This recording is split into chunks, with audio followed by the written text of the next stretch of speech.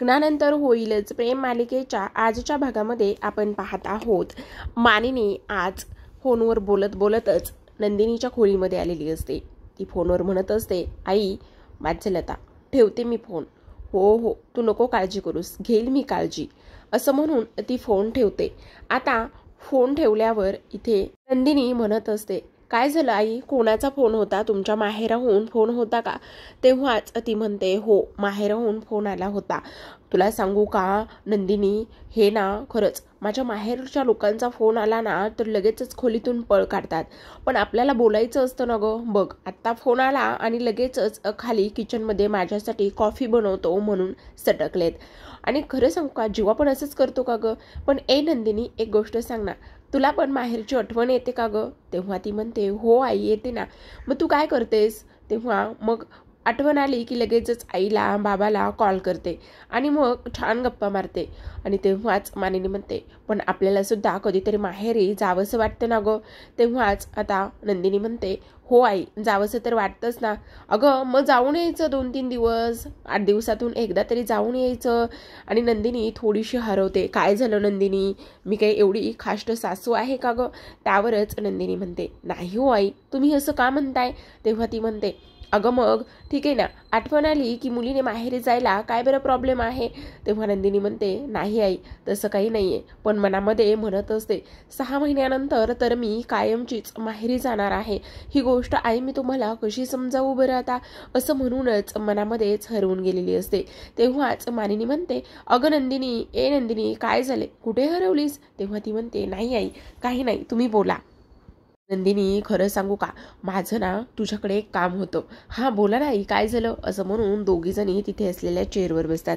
हे बघ मला ना, म्हणजे हल्लीच्या ह्या परिस्थितीमध्ये किंवा हल्लीच्या ह्या काळामध्ये कोण असं लेटर लिहितं? पण नाही, विक्रमला ना मी लिहिलेलं लेटर वाचायला खूप आवडतं. मी अधूनमधून त्यांच्याकरिता लेटर लिहितच असते. पण आता बघ ना, माझ्या हाताला नीलपेंट लावलेली आहे आणि बाहेर निघून गेलेत आणि मग आता मी ते पत्र लिहू शकत नाही. म्हणजे तू माझ्या वतीने त्यांच्याकरिता पत्र लिहिशील का? मी सांगल तसं सगळं करशील का? तेव्हाच नंदिनी म्हणते, वा वा वा वा आई, काय भारी आयडिया आहे. आणि पत्र, आणि ते पण इथे विक्रम काकांसाठी लव्ह लेटर. लव्ह लेटर असं नाही आहे गं, पण काय आहे ना, त्यांना पत्रातून लिहिलेल्या भावना खूप आवडतात. हे बघ मी नेहमीच त्यांच्याकरिता ॲनिव्हर्सरीला पत्र लिहित असते, पण माझी आज अशी इच्छा आहे की ते पत्र तू म्हणजे माझ्या वतीने लिहावेस, कारण माझ्या हाताला तर नीलपेंट लावलेली आहे. तेव्हाच नंदिनी म्हणते, हो हो का नाही, नक्कीच लिहील ना मी ते पत्र. आणि तेव्हाच इथे आता मानिनी म्हणत असते, काय ग नंदिनी, तुझ्याकरिता जीवाने कधी पत्र लिहिले का? आणि तेव्हाच इथे नंदिनीला तो क्षण आठवतो. तिनं त्याच्यासाठी लिहिलेली ती कविता आठवते आणि त्यासोबतच ते पत्र, ते सगळं काही आठवत असतं नंदिनीला. तर इकडे विक्रम कॉफी बनवत असतानाच ह्या दोघांकरिता फ्रेंडशिप बँड आणण्यासाठी गेलेले असतात. आणि तेव्हा फ्रेंडशिप बँड आणून दिल्यानंतर, बांधा चला वेळ वाया घालवू नका, चला बांधा एकमेकांना आणि नवीन नात्याची इथे सुरुवात करा. तेवढ्यातच विक्रमचा फोन वाजतो. आता फोन ते लगेचच घेतात, पण तिथे काही केल्या किचनमध्ये काही व्यवस्थित आवाज त्यांना येत नसतो. हॅलो हॅलो आवाज येत नाही, एक मिनिट चालू ठेवा, असं म्हणतच ते फोनवर बोलण्यासाठी तिथून बाहेर निघून जातात. आता समोरासमोर इथे काव्या आणि जीवा असतात. आता जीवाच्या हातामध्ये फ्रेंडशिप बँड आणि काव्याच्या हातामध्ये सुद्धा फ्रेंडशिप बँड असतो. आणि दोघांना तर अजिबातच एकमेकांना बांधायचं नसतं आणि तसंच चेहऱ्यावरून दिसत असतं. पण आता विक्रम काका गेल्यामुळे इथे लगेचच काव्या म्हणत असते, मला काही हौस नाहीये तुझ्याकडून फ्रेंडशिप बँड बांधून घ्यायची. उगं विक्रम काका आग्रह करत होते म्हणून मी इथे थांबले. तेव्हा तो म्हणतो, मला सुद्धा काही हौस नाहीये तुला फ्रेंडशिप बँड बांधायची. आणि तेव्हाच ती म्हणते, मी मगाशी वाचली ना, जेव्हा इथे विक्रम काकांनी मानिनी काकूंसाठी कविता केलेली, तू सुद्धा हीच कविता मला ऐकून दाखवत होतास ना, म्हणजेच कविता सुद्धा तू दुसऱ्यांची चोरली होतीस ना. त्याचसोबत इथे मला माझा जो भूतकाळ आहे तो पुसून टाकायचा आहे. तेव्हाच तो म्हणतो, मला सुद्धा हौस नाहीये तुझा फ्रेंडशिप बँड बांधायची आणि तुझ्यासोबतचा भूतकाळ एन्जॉय करायची. तेव्हाच काव्या म्हणत असते, मला तर तू माझ्या समोर सुद्धा नकोयस. तेव्हा तो म्हणतो, मी तुला माझ्या समोर नकोय ना, मग एका घरात राहून मला कसं टाळशील? आणि त्याचसोबत जर मी तुला एवढं एवढ्याच समोर नकोय तर मग जाना, तुला कुठे जायचंय तिकडे. आणि तेव्हाच काव्या म्हणत असते हो जाणारच आहे ना. आणि असं बोलल्यावर तो म्हणत असतो काय काय म्हणालीस तू, बोल ना काय म्हणालीस. आणि तेव्हाच इथे काव्या म्हणत असते नाही नाही नको, जीवाला जर आता मी सांगितलं ना की मी पार्थला घटस्फोट दिला आहे किंवा 6 महिनेच आम्ही दोघं एकत्र आहोत आणि 6 महिन्यानंतर मी या घरातून जाणार आहे, तर तेव्हाच मात्र इथे हा ताईला सांगू शकतो. आणि ताईला ही गोष्ट कळता कामा नये. ताईला जर कळलं तर ती खूप मोठ्या टेन्शनमध्ये जाईल. म्हणूनच ती म्हणते नाही नाही काय नाही. तर तो म्हणत असतो बोल ना काय बोलत होतीस, आणि इथून पुढे माझ्या समोर सुद्धा येऊ नकोस. समजलं तुला, तुझ्यावर प्रेम केलं हीच माझी चूक झाली. बघ मला इतकं पुसून टाकायचंय की तू समोर जर आलास ना तर मला ते सुद्धा काहीच आठवता कामा नये, समजलं. तेव्हाच तो तिच्याशी बोलत असतो, पण ती मात्र त्याला काही बोलूच देत नसते. कारण त्याचं असं म्हणणं असतं एकाच घरात आपण राहतोय आणि समोर तर येणारच ना, मग तू इथे राहूच नको किंवा आणखी तुला दुसरीकडे कुठे राहायचं असेल तर तू राहू शकतेस ना. पण जेव्हाच काव्याच्या तोंडून घटस्फोटाची गोष्ट बाहेर पडणार असते तेव्हा ती स्वतःला सावरते आणि जीवाला असं वाटतं की नक्कीच ही माझ्यापासून काहीतरी लपवत आहे. असं म्हणूनच ती तिथून ताण करतच निघून गेलेली असते. आणि निघून गेल्यानंतर इथे त्याच्यावर प्रेम केलेली चूक झाली ही सुद्धा गोष्ट बोललेली असते. जो भूतकाळ आहे तो मला पुसून टाकायचा आहे, हे सगळं ती बोलून तिथून निघून जाते. तर इकडे दुसऱ्या बाजूला दोघी सासूसुना मस्त बसलेल्या असतात आणि मानिनी तिच्या मनातील सगळ्या गोष्टी ह्या पत्राद्वारे लिहून घेण्याचं काम करत असते, ते सुद्धा विक्रमसाठी. पत्र लिहायला सुरुवात झालेली असते. पत्र लिहून सुंदर असं तयार सुद्धा असतं. मानिनीच्या मनातील सगळ्या भावना त्या पत्रामध्ये लिहिलेल्या असतात आणि शेवटी लिहिलेलं असतो युअर लव्हिंग. आणि तेव्हा नंदिनी म्हणते आई मी काय म्हणते याच्यावरती ना नाव नको टाकायला. आणि तेव्हाच ती म्हणत असते हो ठीक आहे ना चालेल, तसंही आता तुम्ही हे पत्र लिहिलेलं आहे ना त्यामुळे काहीच हरकत नाही. आता मानिनी म्हणत असते नंदिनी मी काय म्हणते ऐक ना. तेव्हा नंदिनी म्हणते काय बोला ना. हे पत्र ना तुझ्याच खोलीमध्ये ठेव, मी काय आहे ना साडी चेंज करायची आहे मला, मग मी जाते आणि साडी चेंज करून घेते. आणि आणखी एक गोष्ट म्हणजेच की हे पत्र ना कोणाच्याही हाती लागू देऊ नकोस. म्हणजे कोणाच्या नाही आई तसं नाही होणार, नाही म्हणजे ग इथे तुझ्या नवऱ्याच्या, नाहीतर तो घरवर रिक्षा फिरवेन. आणि तेव्हाच नंदिनी म्हणत असते नाहीतरी त्यांच्याशी बोलतोय कोण. तेव्हाच मानिनी म्हणते काय ग काही म्हणालीस. तेव्हा ती म्हणते नाही नाही काही नाही. आणि तेवढ्यातच आता मानिनी नंदिनीचा हात पकडते आणि म्हणत असते पण बाय द वे काय आहे ना, माझ्या नवऱ्याने मला जी ही नीलपेंट लावली आहे ना त्याही पेक्षा तुझ्या नवऱ्याने हा बांधलेला फ्रेंडशिप बँड जो आहे तो अधिकच उठून दिसतोय, काय बरोबर आहे ना. असं म्हणूनच मानिनी तिथून निघून गेलेली असते. आता मानिनी तर निघून जाते, पण जाता जाता नंदिनीच्या मनामध्ये जे काही इथे ती बीज रोवून गेलेली असते ते पाहून नंदिनी थोडीशी हरवते. कारण जीवा तिला म्हटलेला असतो शेवटी नाही म्हटलं तरी सुद्धा फ्रेंडशिप बँड तू माझ्याकडूनच बांधून घेतलंस की नाही, माझ्याकडूनच बांधून घ्यावं लागलं का नाही, असंच आता इथे तो बोलत असतो. आता इकडे नंदिनीला समोर असलेला दोघांचा फोटो आणि तिथे ठेवलेलं ते लेटर मात्र इथे हवेमुळेच उडून गेलेलं असतं. आणि हवेमुळेच ते लेटर उडाल्याच्या नंतर इथे आपल्या फिल्मी स्टाईलने आलेल्या इथे जीवाच्या हातामध्ये ते पडलेलं असतं. आणि तेव्हाच इथे नंदिनीला इकडे दुसऱ्या बाजूला ज्या पद्धतीने त्याने फ्रेंडशिप बँड बांधलेला आहे ते सगळं काही तिला आठवत असतं. आता इकडे जीवा ते लेटर घेतो आणि लेटर घेतल्याच्या नंतर तो वाचत असतो तुम्ही माझ्यासाठी गजरा आणता, मला घास भरवता, त्याचबरोबर पण मला तुम्ही जे आजपर्यंत देता ते खूप जास्त आवडतं. म्हणजेच की जी मी रुसते चिडते तर तुम्ही मनवायलाही धडपड करता, ती मला खूप जास्त आवडते.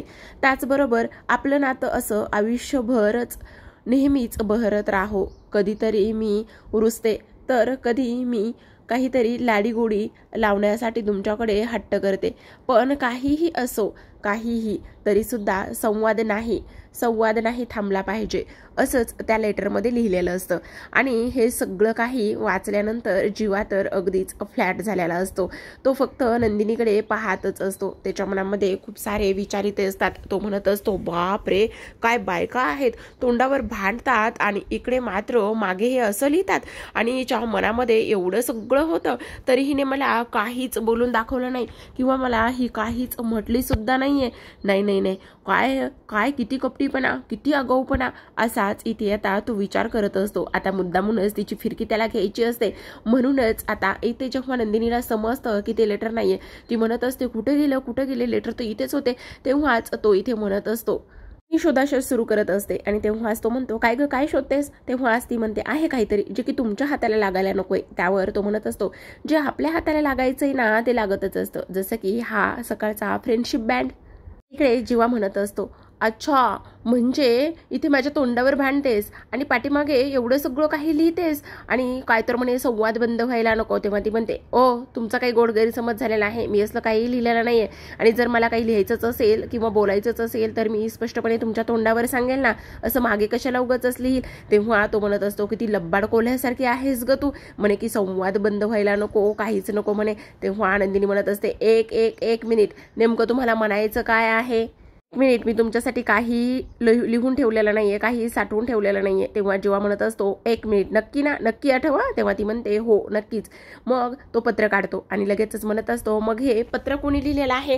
आता हे पत्र तेव्हा नंदिनीला तर हसायलाच येत असतं, कारण ते पत्र असतं विक्रम काकांसाठी. आणि तेव्हाच इथे ती म्हणत असते, हे पत्र, आणि ती घेण्याचा प्रयत्न करत असते. तेव्हाच तो म्हणत असतो, हो हेच पत्र, बोल ना, हे कोणी लिहिलेलं आहे? आणि हे पत्र माझ्यासाठी नाही तर कोणासाठी आहे? तेव्हाच ती म्हणत असते, हे पत्र तुमच्यासाठी नाहीये जीवा, हे पत्र विक्रम काकांसाठी आहे. काय? बाबांसाठी हे पत्र आहे आणि तू का लिहिलंस? तेव्हा ती म्हणते, हो हे बाबांसाठीच आहे. आणि तेव्हा इथे तो म्हणत असतो, मग मला एक गोष्ट सांग, बाबांनी कधी तुझ्यासाठी गजरा आणला? बाबांनी कधी तुझ्यासाठी पाणीपुरीवाले झाले, रिक्षावाले झाले? तेव्हाच ती म्हणत असते, तुम्ही जरा वरचा मेंदू जो आहे तो तुमच्या डोक्यामध्ये नाहीये का हो? तेव्हाच इथे तो म्हणत असतो, आता मेंदूचा आणि ह्या पत्राचा काय बरं संबंध आहे? तू सरळ सरळ सांग ना. त्यावरच आता नंदिनी म्हणत असते, एक मिनिट हा, तुम्ही उगाचच नाही त्या गोष्टी आणि नाही ते तर्क अजिबातच लावू नका. हाच जीवा म्हणत असतो, नाही नाही, पण मला एक गोष्ट सांग, उगाचच बाबांचे नाव काय पुढे करतेस ग? हे पत्र तूच माझ्यासाठी लिहिलेस. तेव्हाच आता इथे ती म्हणत असते, काय झालं, आईने हाताला नीलपेंट लावली होती आणि आईने हाताला नीलपेंट लावल्याच्या नंतर त्या माझ्याकडे आल्या आणि माझ्याकडून पत्र लिहून घेतलं. तेव्हाच आता तो म्हणत असतो, वा वा, आई पत्र कधीपासून लिहायला लागली? हे तर मला माहीतच नव्हतं. नाही नाही नाही, दादाला सांगायला जायला पाहिजे. तेव्हाच आता ती म्हणत असते, एक मिनिट, सांगून तरी दाखवा. आणि तेव्हाच तो म्हणत असतो, काय सरळ सरळ धमकी देतेस मला? धमकी? तेव्हा ती म्हणत असते, वेळ बघा किती झाली, 7:30 झालेले आहेत आणि पार्टीसाठी तयार व्हायचं आहे. काय ह्याच ड्रेसवर पार्टीमध्ये येणार आहात का? तेव्हा तो म्हणतो, माझ्या आईबाबांची पार्टी आहे ना, मग काय करायचं आणि काय नाही हे मला चांगलंच माहिती आहे. असं म्हणून नंदिनी तिथून निघून जाते. तर इकडे जीवा म्हणत असतो, चकाचक बाई, चक्क मला धमकी देते, मला धमकी देते, असं म्हणूनच तो तिच्याकडे पाहतच असतो. तर इकडे दुसऱ्या बाजूला काव्या खूपच सुंदर साडी नेसलेली असते, एवढी आज कमाल दिसत असते की विचारूच नका. आरशामध्ये स्वतःला खूप तरी वेळा निहाळतच असते. तेवढ्यातच बाहेरून येणारी नंदिनी मस्त सिट्टी वाजवत असते आणि ती मागे वळून पाहते तर शॉकमध्ये जाते. नंदिनी ताई, चक्क आज तू सिट्टी वाजवलीस? तेव्हाच नंदिनी म्हणत असते, हो, कारण आज माझी बहीण तेवढी गोड गोंडस दिसतच आहे म्हणून तर मला सिट्टी वाजवावी लागली. तेवढ्यातच काव्या म्हणत असते, पण तू तर कमाल दिसत आहेस. पण आता इथे नंदिनी म्हणत असते, नाही, माझी गोड गोंडस बहीण खूप गोड दिसत आहे, पण काय झालंय ना, खरंच आपण जेव्हा इथे लहान होतो किंवा जेव्हा लग्नाच्या आधी आपण माहेरी होतो तेव्हा किती एकमेकींना बोलायचो, किती एकमेकींना चिडवायचं. तू अगदी सगळ्या गोष्टी येऊन माझ्याशी शेअर करायचीस, मला सगळं काही सांगायचीस. पण लग्न झालं आणि असं काही बदललंय की आपण दोघी एकमेकींमधला संवादच बंद झालाय. तेव्हाच काव्या म्हणत असते, पण खरं सांगू का ताई, मी तर कमालच दिसते, पण मग माझी बराबरी करायची नाहीये ना. तेव्हाच इथे नंदिनी म्हणत असते, हो ते तर माहितीच आहे मला, पण काय ग अरू आणि तू किती भांडायचात लग्नाच्या अगोदर, पण आता तर तसं काही राहिलंच नाहीये. लग्न झालं आणि असं काय बदललंय मला कळतच नाही. तेवढ्यातच आता काव्याच्या मनामध्ये विचार येतो, नाही, घटस्फोटाची गोष्ट ताईला सांगायला नकोय, ताईला जर सांगितली तर तिला खूप त्रास होईल. आणि तेव्हाच आता नंदिनीला तर ऑलरेडीच माहिती असतं की ह्यांनी घटस्फोटांच्या पेपरवर सह्या केलेल्या आहेत. पार्थ आणि नंदिनीला दोघांना सुद्धा माहिती असतं आणि ह्या दोघांना असं वाटत असतं की आपण कोणाला सांगितलेलं नाहीये. तेव्हाच नंदिनी तिला म्हणत असते, पण काय ग, माझ्यापासून काही लपवत आहेस का? तेव्हाच ती म्हणते, नाही, मी तुझ्यापासून काय आणि कसं काय लपवणार आहे, असं काहीच होऊ शकत नाही. त्या दोघींनी सुद्धा एकमेकींना फ्रेंडशिप बँड बांधलेला असतो आणि तेव्हाच नंदिनी म्हणत असते, आणि इकडे तो बांधायचा आहे फ्रेंडशिप बँड, असं म्हणूनच आता दोघी एकमेकींच्या हातामध्ये फ्रेंडशिप बँड बांधत असतात. आणि तेव्हाच नंदिनी तिला म्हणत असते, मिठी नाही मारायची, असं म्हणूनच दोघी एकमेकींच्या मिठीमध्ये असतात.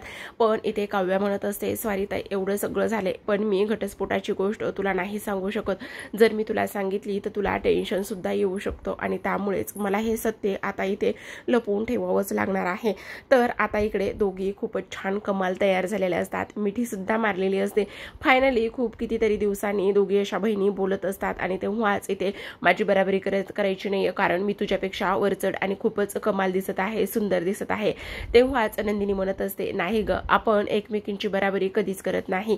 आणि त्याचसोबत इथे तू आहेसच मुळात सुंदर आणि आहेसच मुळात कमाल, असंच नंदिनी तिला बोलत असते. आता ह्या सगळ्या गोष्टी बोलल्याच्या नंतर मात्र दोघी खूप आनंदामध्ये असतात. नंदिनी सुद्धा कमाल दिसत असते, तर काव्या सुद्धा खूपच कमाल इथे दिसत असते. तर इकडे दुसऱ्या बाजूला ऑलमोस्ट ह्या चौघांनी मिळून खूप सुंदर असं पार्टीचं डेकोरेशन केलेलं असतं. त्याचबरोबर खूप हर्ट्स बलून लावलेले असतात, केक खूप मोठा असतो आणि आजूबाजूचं डेकोरेशन सुद्धा खूप जास्त कमाल असं असतं. आणि एवढं मोठं डेकोरेशन ह्या चौघांनी मिळून केलेलं असतं, ही गोष्ट तर इथे मानिनी आणि त्याचबरोबर विक्रम ह्या दोघांना सुद्धा माहिती नसते. आणि आज संध्याकाळी त्यांच्याकरिता खूपच मोठं सरप्राईज इथे अरेंज सुद्धा केलेलं असतं. आता ह्या दोघी छान तयार झालेल्या असतात, तर तिकडे ते दोघे सुद्धा खूप छान तयार होऊन खाली गेलेले असतात. ह्या सुद्धा खाली जातच असतात, पण ह्या मात्र इथे स्वतःबद्दल एकमेकींना वेळ देत असतात आणि एकमेकींसाठी इथे त्यांनी आज फ्रेंडशिप बँड बांधूनच एकमेकींवर असलेलं प्रेम इथे त्यांनी खूप कितीतरी दिवसांनी व्यक्त केलेलं असतं. काव्या सुद्धा खूप जास्त इमोशनल झालेली असते, पण आता तिच्याकडे कुठलाच पर्याय राहिलेला नसतो. तिच्या मनामध्ये एवढं विचारांचं काहूर असतं, त्यामुळे तिला आता कोणालाच काही सांगायचं नसतं. जेव्हाच इकडे विक्रम आणि मानिनीचे डोळे बंद करून हॉलमध्ये आणलं जातं आणि त्यांच्या समोर एक लाईट असतो, जो की फक्त आणि फक्त त्यांच्यावरच पडलेला असतो. आता तो स्पॉटलाईट जसा हे दोघे जसे पुढे येतात तसा तसा तो लाईट सुद्धा पुढे येतो आणि तेव्हाच डोळे उघडता क्षणी हॉलमधल्या सगळ्या लाईट्स इथे ऑन होतात. समोर खूप मोठ्या बोर्डवर हॅपी 13 मॅरेज ॲनिव्हर्सरी असं लिहिलेलं असतं आणि खूप सारे बलून्स असतात आणि खूप सुंदर असं डेकोरेशन सुद्धा इथे केलेलं असतं. आता इथे पार्थ, त्याचबरोबर जीवा, मानिनी, नंदिनी, विक्रम काका, मंजिरी आणि पिहू, त्याचबरोबर रम्या हे सगळेजण हॉलमध्ये असतात. आणि तेव्हाच मानिनी म्हणत असते, बापरे, एवढं सगळं डेकोरेशन कधी आणि केव्हा केलंय, आणि आम्हाला तर हे एवढं मोठं डेकोरेशन केलेलं माहिती सुद्धा नाही, किती कमाल केलंय तुम्ही. तेव्हाच विक्रम काका म्हणत असतात, जस्ट लाईक दिस, आणि कसं वाटतंय हे डेकोरेशन, कमाल आहे ना. तेव्हाच इथे ते दोघे सुद्धा म्हणत असतात, हो खूप कमाल आहे, पण केक कधी येतोय. खरं तर आता माझा डोळा ना केकवरच आहे. काय मग, खरंच बाबा तुम्ही सुद्धा सेम. तेव्हा तो म्हणतो, हो, डोळा नाही तर पोपटाचा डोळा. तेव्हाच आता पिहू म्हणत असते, सेम पिंच बाबा, माझा सुद्धा डोळा केकवरच आहे. तेवढ्यातच आता विक्रम आणि मानिनी म्हणत असते, अरे हे सगळं तर झालेलं आहे, पण मला एक गोष्ट सांगा, माझ्या सुना कुठे आहेत. तेवढ्यातच आता इथे तो म्हणत असतो, हे इकडे ह्या दोघी जणी मस्त केक घेऊन येताना दिसत असतात. आणि केक घेऊन येताना दिसल्यानंतर लगेचच त्या म्हणत असतात, हे आम्ही तर इथेच आहोत ना, आणि त्याचसोबत इथे असताना आम्ही कुठे जाणार आहोत, आणि आमच्याशिवाय थोडी ना सेलिब्रेशन होणार आहे. हे ग बाई, तुमच्याशिवाय कसं सेलिब्रेशन होईल. आणि तेवढ्यातच इथे तो केक ठेवला जातो. आणि जरी तुम्ही करण्याचा विचार केला तरी सुद्धा आम्ही बरं नाही, इथे आमच्याशिवाय इथे सेलिब्रेशन होऊ देऊ असं मुळीच होणार नाही. असंच इथे म्हणून हाशी मजाक खूपच सुंदर असा तयार झालेला असतो. माहोल सुद्धा खूपच सुंदर असं इथे तयार झालेलं असतं. इथे आल्यानंतर लगेचच आता ह्या दोघी सुद्धा मानिनीला आणि विक्रमला हॅपी ॲनिव्हर्सरी असे इथे विश करत असतात. आणि तेव्हा नंदिनी म्हणत असते, पण एक गोष्ट सांगा आई, आमच्याशिवाय हे सेलिब्रेशन होणार आहे का. नाही ग, तुम्ही तर माझ्या काळजाचा तुकडा आहात. तेव्हाच हे दोघं म्हणत असतात, अच्छा, आतापर्यंत आम्ही तुझ्या काळजाचा तुकडा होतो आणि आता ह्या दोघी तुझ्या काळजाचा तुकडा झालात का. तेव्हाच इथे काव्या म्हणत असते, हो, तुम्हाला खूप जास्त जलस होते का. तर इकडे नंदिनी सुद्धा सेम पद्धतीने त्याला म्हणत असते, हो, तुम्हाला सुद्धा खूपच जास्त इथे जलस होते का. अच्छा, म्हणजे तुम्ही आमच्यावर जळत आहात का. असंच इथे ह्या दोघी सुद्धा त्यांना बोलत असतात. आता तर इथे काव्या म्हणत असते, खरं पाहायला गेलं ना तर हा केक चॉकलेट फ्लेवरचा आहे, जो की वसुआत्याला खूपच आवडतो. त्या जर आज इथे असताना तर त्यांनी खूप खाल्ला असता, खूप एन्जॉय केला असता. तेवढ्यातच रम्या म्हणत असते की हो, आज आई नाही ना, त्या गोष्टीचा तू फायदा घे. पण आईला जर ताप आला नसता ना तर ती नक्कीच तुला आज उत्तर दिलं असतं. तर आता प्रेक्षकांनो, आजच्या भागामध्ये एवढंच. उद्याचा भाग खूपच इंटरेस्टिंग असं त्यांनी दाखवला आहे, कारण केक वगैरे कटिंग होण्याआधी मानिनी बोलत असते. मानिनी म्हणत असते, खरं सांगू का, मी काय सांगणार आहे प्रेमाबद्दल, पण प्रेम हे 60-40 असतं, ते 50-50 नसतं. आणि 60-40 हे प्रेम असतं. तेव्हाच विक्रम म्हणत असतात, प्रेम हे वरण भातासारखं असतं. मग तुमचा वरण भात तुम्ही आता शोधायचा आहे, असंच आता इथे त्या मुलांना हे सांगत असतात. आता हे सगळं काही सांगितल्याच्या नंतर आपली ही दोन जोडपी तर वेगळ्याच विचारामध्ये हरवलेली असतात. कोण 60, कोण 40, कोण वरण, कोण भात, याच विचारामध्ये ते हरवलेले असतात आणि विचार करत असतात. ह्या सगळ्या गोष्टीमध्ये मात्र आज एकच गोष्ट झालेली असते, ती म्हणजेच की आता विक्रमच्या आणि मानिनीच्या ह्या कानमंत्रामुळे यांना प्रेमाची परिभाषा समजेल का, किंवा ह्यांचं आयुष्य वेगळेच कुठल्या तरी वळणावर जाऊन पोहोचेल का, हे पाहणं खूपच इंटरेस्टिंग आणि रंजक असणार आहे. तर प्रेक्षकांनो, अशाच नवनवीन मालिकांचे रिव्ह्यू आणि अपडेट जाणून घ्यायचे असतील, पाहायचे असतील तर नक्की चॅनलला सबस्क्राईब करा. भेटूयात पुन्हा एका अशाच नवीन एपिसोड सोबत, ट्विस्ट सोबत. तोपर्यंत धन्यवाद.